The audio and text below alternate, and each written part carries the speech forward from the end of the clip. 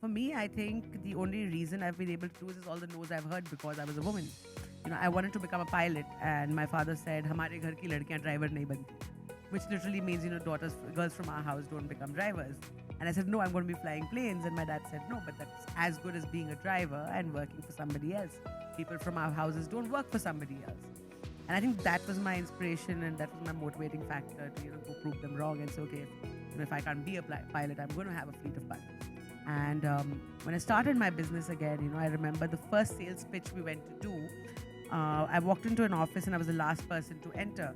And the chairman of the company who we'd gone to pitch with, this was when I was 22 years old, a very different human to what you see sitting here.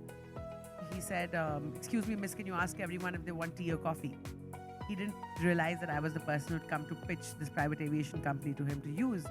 And I wanted to cry. I said, what the hell, how do I react to this?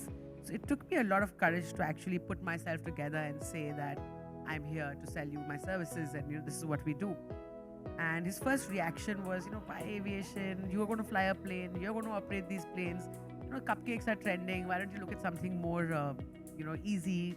Do a cupcake shop. Did that hurt you? Did that make you angry, or was it just funny? I mean, you're laughing about it now, but I'm laughing about it now, Karthik, but I think it was all the no's that actually, inspired and motivated me to get that courage to prove these guys wrong. And I made sure I sat in that meeting, I closed that customer. Today, he's our biggest champion, he's our biggest motivator.